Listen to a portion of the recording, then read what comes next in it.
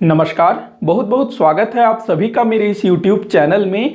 आज के इस वीडियो में हम चर्चा करने वाले हैं भारतीय स्वतंत्रता संग्राम से संबंधित एक महत्वपूर्ण घटना जिसको कि काकोरी कांड के नाम से जाना जाता है। इस वीडियो में हम जानने का प्रयास करेंगे कि ये जो काकोरी कांड है, ये जो घटना घटित हुई थी, इसके पीछे कारण क्या था, इस घटना को किस प्रकार से अंजाम दिया गया और इस घटना में शामिल कौन कौन से क्रांतिकारी थे, आगे चल करके उनका क्या हुआ, ये सारा कुछ हम जानेंगे आज के इस वीडियो में। तो मेरे साथ इस वीडियो में बने रहिएगा। अगर वीडियो अच्छा लगता है तो वीडियो को लाइक और शेयर जरूर करिएगा और मेरे चैनल को भी सब्सक्राइब कर लीजिएगा ताकि इसी तरह के वीडियोस आप लोगों को मिलते रहें। तो चलिए शुरू करते हैं आज के इस टॉपिक को। काकोरी कांड सन 1857 की महान क्रांति के बाद भारतीय जनता में राष्ट्रीयता की भावना का उदय होता है। उसके बाद लोग जो है जागरूक होते हैं और इस क्रांति के कुछ ही वर्षों बाद भारत में राष्ट्रीय आंदोलन शुरू हो जाता है। हालांकि ये पहले से ही शुरू हो गया था, लेकिन एक सही तरीके से कहें तो लगभग कांग्रेस के गठन के बाद राष्ट्रीय आंदोलन जो है एक गति पकड़ लेती है। ये जो राष्ट्रीय आंदोलन था, स्वतंत्रता की जो लड़ाई थी, ये दो तरह से लड़ी जा रही थी। कुछ लोग अहिंसात्मक ढंग से लड़ रहे थे, जिसमें कांग्रेस के जो नेता थे वो लोग शामिल थे। उसमें भी जो है कुछ थोड़े से उग्र नेता हुआ करते थे, वो अलग चीज है, उस पर हम कभी और चर्चा करेंगे। इसके अलावा दूसरी थी हिंसात्मक गतिविधियों में शामिल। देखिए क्या था, उस टाइम के जो भी युवा थे ना, उनको अहिंसात्मक ढंग पसंद नहीं था। मतलब कि अंग्रेजों के सामने हाथ जोड़ना, हड़ताल करना, ये सब चीजें उनको पसंद नहीं थी। तो वो लोग जो है सीधी कार्यवाही करने में यकीन रखते थे, हिंसा में यकीन रखते थे। मतलब कि अंग्रेजों को मारो, अंग्रेजों की हत्या करो, उनके साथ जो है लूटपाट करो, तो उससे जो है अंग्रेजों के मन में भय उत्पन्न होगा, आतंक उत्पन्न होगा और वो लोग जो है भारत को छोड़कर चले जाएंगे। तो ऐसी जो है ऐसा मानना था हमारे क्रांतिकारी बंधुओं का, और ये सही भी है, ताकि अंग्रेजों के मन में भय उत्पन्न हो जाए। और बहुत हद तक अंग्रेजों के मन में जो है आतंक पैदा करके रखा था इन क्रांतिकारियों ने। तो ये जो भारत में क्रांतिकारी गतिविधियों की शुरुआत किस प्रकार से होती है, ये अलग टॉपिक हो जाएगा, उसको हम जो है किसी अगले वीडियो में चर्चा करेंगे। तो हम जो है सीधे आज के टॉपिक पर आते हैं। प्रथम विश्व युद्ध की समाप्ति के बाद भारतीयों को लग रहा था कि जो अंग्रेज हैं वो भारतीयों के लिए कुछ अच्छा करेंगे, लेकिन हुआ इसके उलट। क्या कर दिया गया? रौलट एक्ट पारित कर दिया गया। रौलट एक्ट के विषय में मैंने जालियांवाला बाग हत्याकांड पे जो वीडियो बनाया है उसमें मैंने रौलट एक्ट को अच्छे से समझाया है, आप लोग उस वीडियो को जरूर देखिएगा। तो रौलट एक्ट पारित कर दिया जाता है, जिसका कि देश भर में विरोध होता है। और इस एक्ट के विरोध मतलब इस एक्ट के विरोध करने के समय ही जालियांवाला बाग हत्याकांड घटित हो जाता है, जिसमें निर्दोष और निहत्थे लोगों पर गोलियां चला दी जाती है, जिसमें सैकड़ों हजारों लोग मारे जाते हैं। तो इससे जो है पूरा देश आक्रोशित हो जाता है। महात्मा गांधी जी क्या करते हैं? असहयोग आंदोलन शुरू कर देते हैं महात्मा गांधी जी, और पूरा देश की सामान्य जनता, साधारण सी जनता, वो जो है महात्मा गांधी के पीछे चल देती है। मतलब कि महात्मा गांधी का अनुसरण करती है, उनका साथ देती है। इसमें जो है बड़ी संख्या में युवा भी भाग लेते हैं। आंदोलन अपने चरम पर होता है। इसी समय चौरी चौरा घटना घटित हो जाती है। चौरी चौरा घटना क्या थी?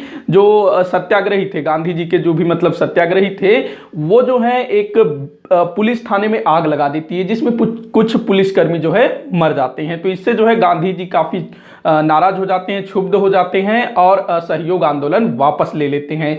तो इससे जो युवा इस आंदोलन में शामिल थे, उनके मन में जो वो है काफी हतोत्साहित हो जाते हैं कि हमको जो है लगभग स्वतंत्रता मिल ही चुकी थी, और ऐसे समय में गांधी जी ने असहयोग आंदोलन को वापस ले लिया। तो इस टाइम पे जो युवा वर्ग था, जो भी क्रांतिकारी संगठन थे, तो वो लोग जो है हिंसात्मक कार्यवाहियों को तेज कर देते हैं। तो इस टाइम के जो महत्वपूर्ण जो प्रमुख क्रांतिकारी थे, राम प्रसाद बिस्मिल जी, अशफाक उल्ला खां, सचिंद्रनाथ सान्याल, योगेश चंद्र चटर्जी, चंद्रशेखर आजाद, भगत सिंह, तो ये लोग जो हैं उस टाइम प्रमुख क्रांतिकारी हुआ करते थे। और इनका जो है अलग अलग संगठन बना हुआ था।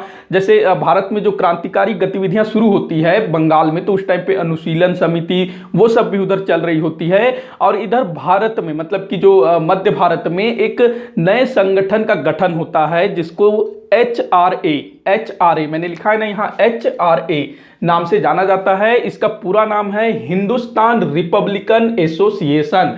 अगर हिंदी में इसको कहा जाए तो हिंदुस्तान प्रजातांत्रिक संघ। तो ये एक संगठन होता है, एक क्रांतिकारी संगठन होता है। इसके संस्थापक कौन थे? सचिंद्र नाथ सान्याल और योगेश चंद्र चटर्जी। और यहाँ इनका साथ दिया था राम प्रसाद बिस्मिल। पंडित राम प्रसाद बिस्मिल जी भी इसके संस्थापक सदस्यों में से होते हैं।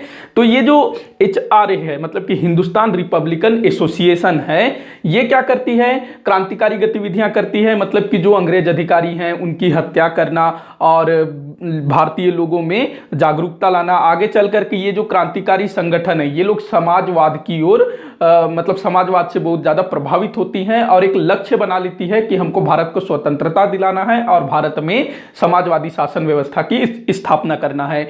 अब देखिए, अब क्रांतिकारी गतिविधि, देखिए एक चीज मैं बताता हूं, हमको जो है कुछ भी चीज करना है, मतलब कि मान लीजिए कोई अहिंसात्मक सभा करनी है, रैली करनी है, जुलूस निकालना है, पूरी तरह से अहिंसात्मक, तो उसमें भी जो है कुछ पैसा लगेगा। अब यहाँ ये लोग तो क्रांतिकारी गतिविधि कर रहे हैं, तो इनको हथियार चाहिए, बारूद चाहिए, दूसरा सामान चाहिए, तो उसके लिए भी धन की आवश्यकता होगी।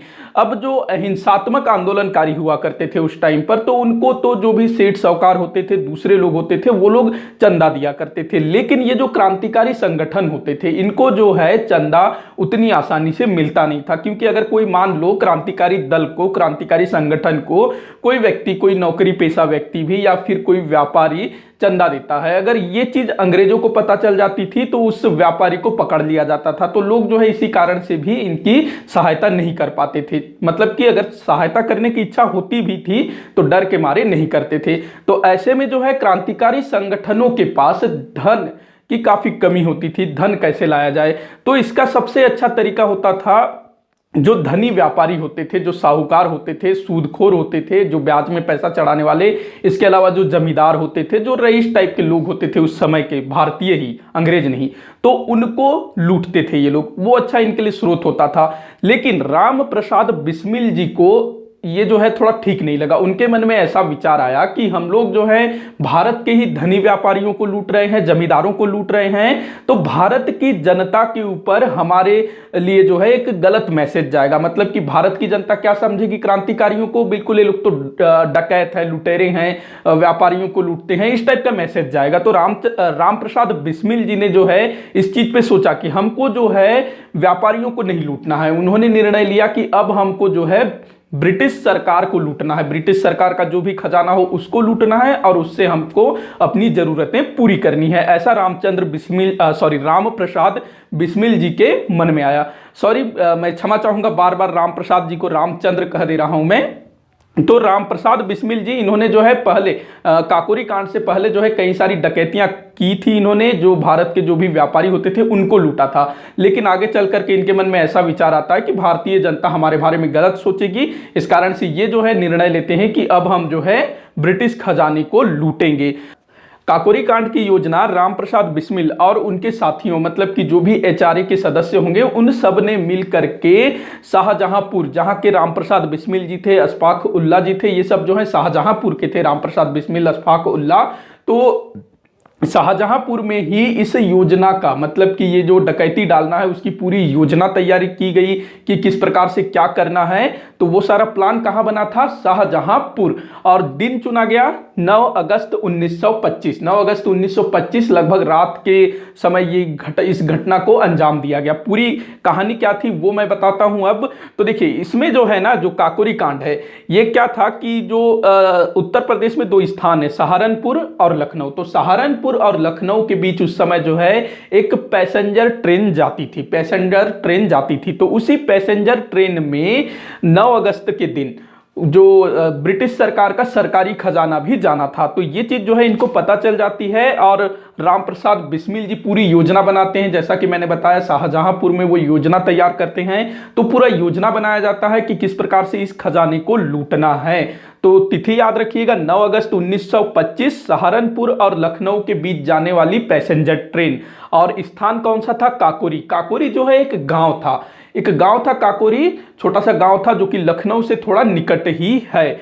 तो इस घटना मतलब कि इस पूरे डकैती को अंजाम देने के लिए 10 लोग शामिल थे, मतलब कि 10 लोगों ने मिल करके इस घटना को अंजाम दिया। कौन कौन थे वो? राम प्रसाद बिस्मिल, जो कि इस पूरे घटना के मुखिया थे, उन्होंने जो है इसको लीड किया था इस योजना को। उसके बाद अशफाक उल्ला खां, राजेंद्र लाहिड़ी, मैंने जो रोशन लाल लिखा है ना वो इस कांड में शामिल नहीं थे, मतलब कि इस घटना में वो शामिल नहीं थे। आगे मैं बताऊंगा उनका नाम मैंने यहाँ क्यों लिखा है। तो इसमें राम प्रसाद बिस्मिल जी, अशफाक उल्ला खां, राजेंद्र लाहिड़ी, मुरारी शर्मा, बनवारी लाल, उसके बाद केशव चक्रवर्ती, सचिंद्र नाथ बख्शी, चंद्रशेखर आजाद, मुकुंदी लाल एवं मनमथन नाथ गुप्त। तो ये टोटल 10 लोग इस घटना को अंजाम देते हैं। देखिए मैंने जो रोशन लाल का नाम लिखा है ना वो इसमें शामिल नहीं थे, ये 10 लोग शामिल थे।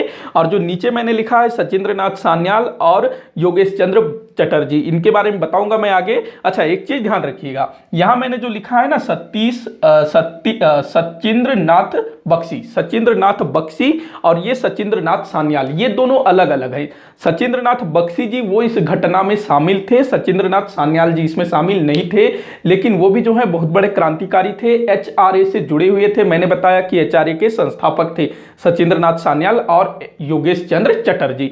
तो इन 10 लोगों ने मिलकर के इस घटना को अंजाम दिया। क्या हुआ था, ये सभी जो हैं रेल को रोक लेते हैं, पैसेंजर ट्रेन को रोक लेते हैं और जिस डिब्बे में ब्रिटिश सिपाही बैठे हुए होते हैं उसको बंद कर देते हैं। और जहां खजाना रखा हुआ होता है वहां जो भी सहायक होता है उसको जो है बंदी बना लेते हैं, मारते नहीं है, और वहां से जो है खजाना को नीचे गिरा लेते हैं और फिर मतलब वहां जो है वो किसी की हत्या नहीं करते हैं, खजाना को नीचे गिरा लेते हैं, चेन खींच के जो है रेल को रोक लेते हैं। अब यहाँ जो अशफाक उल्ला खां होते हैं वो क्या करते हैं, जो बक्सा होता है खजाने से भरा हुआ बक्सा, वो जो है टूट नहीं रहा होता है, उसको जो है तोड़ने की कोशिश किया जाता है, वो टूट नहीं रहा होता है। तो अशफाक उल्ला खां अपनी पिस्टल, वो जो है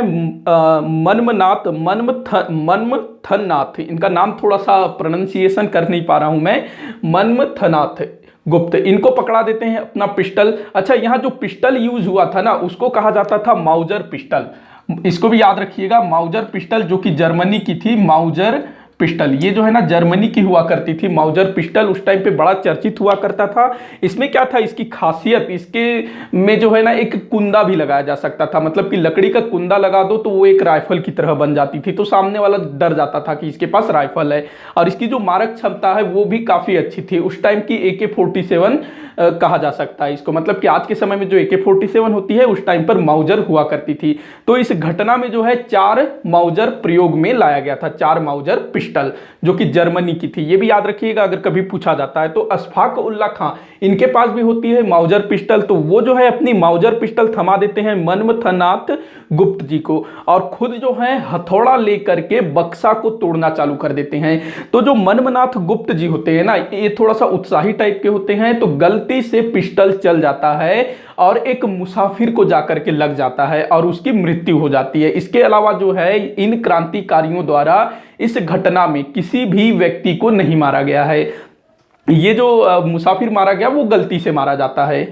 तो इस प्रकार से बक्सा खुलता है, बक्से में रखे हुए चांदी के सिक्के और नोटों से भरे हुए चमड़े के बैग को चादरों में लपेट करके ये लोग जो है अपने साथ चल देते हैं। अब यहाँ जो है इनसे एक गलती हो जाती है, अपने साथ जो चादर लेकर आए हुए होते हैं ये लोग, तो उनमें से जो है एक चादर गिर जाता है, वही छूट जाता है और वही चादर इनको जो है पकड़ने में सहायता करती है अंग्रेजों को, मतलब कि उसी चादर की सहायता से अंग्रेज जो है इन तक पहुंचते हैं। तो ये पूरा याद रखना है आप लोगों को। लीड किसने किया था, राम प्रसाद बिस्मिल जी ने, और मनमथनाथ गुप्त जी के हाथों जो है एक मुसाफिर की मृत्यु हो जाती है गलती से। तो ये सब याद रखिएगा और चादर गिर जाता है। अब देखिए जैसे ही अगले दिन ये चीज समाचार पत्रों में प्रकाशित होती है कि क्रांतिकारियों ने ब्रिटिश खजाने को लूट लिया, तो हड़कंप मच जाता है और ब्रिटिश सरकार इससे बहुत अधिक क्रोधित हो जाती है। तब ब्रिटिश सरकार जो है छानबीन शुरू करती है। वो जो चादर गिरा था मैंने बताया, वो वहाँ मतलब छानबीन के टाइम पर चादर मिलती है मौका-ए वारदात में, तो उस चादर से जो है पता चलता है कि ये चादर शाहजहांपुर का है। मतलब वहाँ चादर में जो है एक निशान होता है, जो पहले जो धोबी हुआ करते थे ना वो निशान लगाया करते थे, तो उस धोबी के निशान से पता चलता है कि ये चादर शाहजहांपुर का है। और शाहजहांपुर के धोबियों से पता चलता है कि ये जो चादर है किसी बनारसी लाल का है, किसी बनारसी लाल का है। ये जो बनारसी लाल है ना, ये भी शाहजहांपुर का होता है और एचआरए का ही एक सदस्य होता है। उसके बाद जो है सब के सब पकड़ लिए जाते हैं। 40 सदस्यों को, एचआरए के कुल 40 सदस्यों को पकड़ लिया जाता है और इसमें जो 10 लोग शामिल थे ना, उसमें से 5 लोग भाग निकलने में कामयाब हो जाते हैं, जिसमें से आगे चल करके 2 को पकड़ा जाता है। देखिए, राम प्रसाद बिस्मिल, इनको पकड़ लिया जाता है। उसके बाद ये जो बनवारी लाल है, इनको भी पकड़ लिया जाता है। सचिंद्र नाथ बख्शी, इनको भी पकड़ लिया जाता है। मुकुंदी लाल को भी पकड़ लिया जाता है। लेकिन जो अशफाक उल्ला खां है, राजेंद्र लाहिड़ी, मुरारी शर्मा, केशव चक्रवर्ती और चंद्रशेखर आजाद, इनको जो है पकड़ा नहीं जाता है, मतलब कि तत्कालीन। लेकिन आगे चल करके अशफाक उल्ला खां और राजेंद्र लाहिड़ी, इन दोनों को भी पकड़ लिया जाता है। तो ये चीज आप लोगों को याद रखना है कि चंद्रशेखर आजाद भाग निकलने में कामयाब हो जाते हैं। वो जो है अंग्रेजों के हाथ नहीं लगते हैं, आखिरी दम तक वो अंग्रेजों के हाथ नहीं लगते हैं। आप लोगों को पता ही होगा, मैं आगे आने वाले समय में इन पर भी वीडियो लेकर के आऊंगा। और ये जो मुरारी शर्मा और केशव चक्रवर्ती, ये दोनों भी पकड़ में नहीं आते हैं। तो टोटल 10 लोग इसमें शामिल थे, उसमें से 3 लोग जो है अंग्रेजों के हाथ नहीं लगते हैं। इन सब के अलावा जो एचआरए के जो अन्य सदस्य होते हैं, उन सबको भी गिरफ्तार किया जाता है, जैसे कि सचिंद्र नाथ सान्याल, योगेश चंद्र चटर्जी, इन सबको भी पकड़ लिया जाता है। सबके ऊपर मुकदमा चलाया जाता है। लगभग 10 महीने तक मुकदमा चलता है। और देखिए, यहां जो क्या होता है, जब मुकदमा चलता है ना, सबको एक एक वकील दिया जाता है पैरवी के लिए। लेकिन जो राम प्रसाद बिस्मिल होते हैं, वो वकील लेने से मना कर देते हैं, खुद ही अपनी पैरवी करते हैं। और वहां जो है अदालत में जो जज के सामने धारा प्रवाह अंग्रेजी बोलते हैं। तो जो उनका वकील होता है, अंग्रेजों की तरफ से जो वकील होता है, जो जज होते हैं, वो सब बड़े चकित रह जाते हैं। और कोर्ट में जो है जो जज होता है, वो पूछता है राम प्रसाद बिस्मिल जी से कि तुमने वकालत की डिग्री किस विश्वविद्यालय से प्राप्त की है। तब राम प्रसाद बिस्मिल जी कहते हैं कि जो सम्राट निर्माता होते हैं, उनको किसी डिग्री की आवश्यकता नहीं होती है। मतलब कि राम प्रसाद बिस्मिल जी खुद को क्या बताते हैं कि मैं किंग मेकर हूं, मैं किंग मेकर हूं, मुझे किसी डिग्री की कोई आवश्यकता नहीं है। तो ऐसा कहते हैं। तो अंत में क्या होता है, फिर राम प्रसाद बिस्मिल, अशफाक उल्ला खां, राजेंद्र लाहिड़ी, इन तीनों को मृत्यु दंड की सजा सुना दी जाती है। याद रखेंगे, इन तीनों को मृत्यु दंड की सजा सुना देती है। और साथ ही साथ रोशन लाल, जो मैंने बताया शुरू में कि रोशन लाल जी इस घटना में, ये जो पूरी घटना घटित हुई थी, उसमें सम्मिलित नहीं थे रोशन लाल जी, लेकिन फिर भी उनको गिरफ्तार किया जाता है। देखिए, रोशन लाल जी जो हैं एचआरए के सदस्य होते हैं और इससे पहले उन्होंने जो है बहुत सारी क्रांतिकारियों के साथ मिलकर के डकैतियां डाल रखी हुई होती है। 1922 में रोशन लाल जी ने बमरौली नामक स्थान पर एक डकैती डाली थी। याद रखिएगा, अगर कभी पूछा जाता है तो बमरौली एक स्थान है, वहां पर जो है एक शक्कर के व्यापारी, शक्कर निर्माता व्यापारी, जो कि साथ ही साथ सूदखोरी का काम करता था, तो उसके यहाँ डकैती डाली थी रोशन लाल जी ने।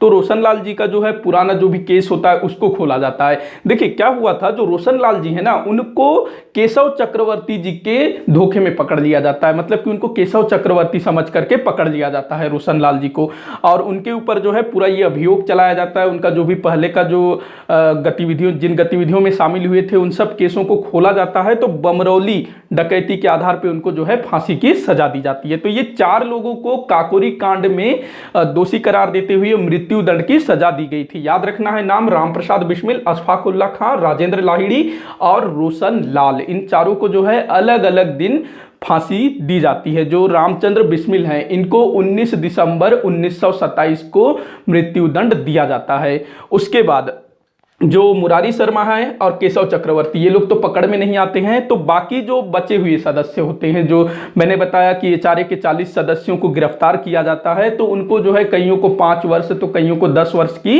सजा दी जाती है। और सचिंद्र नाथ सान्याल, इनका क्या होता है, जो कि एचआरए के संस्थापक हैं, तो वो जो हैं उनको आजीवन कारावास की सजा दी जाती है, आजीवन कारावास, और उनको जो है काला पानी भेज दिया जाता है। इसके अलावा जो योगेश चंद्र चटर्जी है, इनको भी सजा होती है। तो इस प्रकार से जो है जितने भी पकड़े जाते हैं सबको सजा होती है। और कुछ लोग कुछ लोग जो है सबूत न मिलने के आधार पर रिहा कर दिए जाते हैं। अच्छा, ये जो चंद्रशेखर आजाद है ये बच निकलने में कामयाब हो जाते हैं और अंत तक अपनी मृत्यु तक ये जो है अंग्रेजों के हाथ नहीं लगते हैं। और ये जो पूरी जो अदालती कार्यवाही होती है उसको जो है ये अदालत में बैठकर देखते हैं, लेकिन किसी को भी पता नहीं चलता है। मतलब कि वो जो है अपना रूप बदल करके, वेश बदल करके जाते होंगे अदालत में और पूरी कार्यवाहियों को देखते होंगे। वैसे भी चंद्रशेखर आजाद जी हैं अपना मतलब वेश बदलने में काफ़ी माहिर होते हैं। आप लोगों ने देखा ही होगा कि वो किस तरह से इलाहाबाद में छुप करके रह रहे थे, किसी को पता ही नहीं चलता था, लेकिन धोखे से जो है एक व्यक्ति को जब पता चल जाता है तो वो अंग्रेजों को बता देता है। तो वो अलग चीज़ है, उस पर कभी हम अलग से चर्चा करेंगे। तो ध्यान रखना है, मुरारी शर्मा, केशव चक्रवर्ती, चंद्रशेखर आजाद, ये लोग जो है बच निकलने में कामयाब रहे। जिनको फांसी दी गई थी उनको भी अलग से याद रखिएगा। तो इस प्रकार से जो है ये काकोरी कांड में जो भी दोषी पाए जाते हैं उनको सजा दी जाती है। इसके बाद इनको मृत्यु दंड दिया जाता है, कुछ को जो है कारावास दिया जाता है। उसके बाद एचआरए का क्या होता है, हिंदुस्तान रिपब्लिकन एसोसिएशन का। तो इसके जो भी संस्थापक होते हैं और बहुत सारे सदस्य होते हैं वो पकड़ लिए गए हैं, जेल में है। तो आगे चल करके एचआरए इसको जो है चंद्रशेखर आजाद, भगत सिंह, आगे जो सुखदेव, राजगुरु, बटुकेश्वर दत्त, वो सब जो है इसमें सम्मिलित होते हैं। और चंद्रशेखर आजाद जी जो हैं एचआरए का नाम बदल करके कर देते हैं हिंदुस्तान सोशलिस्ट रिपब्लिकन एसोसिएशन। क्योंकि मैंने शुरू में बताया था कि ये जो क्रांतिकारी थे समाजवाद से काफी प्रेरित थे, तो इसमें जो है समाजवाद शब्द को भी जोड़ दिया जाता है। तो याद रखना है ये सारा कुछ। तो आज का ये टॉपिक यही समाप्त होता है। इस टॉपिक से रिलेटेड कोई भी आपके सुझाव हो, कोई भी डाउट हो, आप लोग नीचे कमेंट बॉक्स में जरूर लिखिएगा। वीडियो आप लोगों को कैसा लगा जरूर बताइएगा। अगर अच्छा लगा हो तो लाइक करिएगा और जितना हो सके उतना आप इस वीडियो को शेयर करिएगा। मेरे चैनल को सब्सक्राइब करिएगा ताकि आगे भी ऐसे ही वीडियो देखने को मिलता रहे। तो इस वीडियो को आखिर तक देखने के लिए बहुत बहुत धन्यवाद।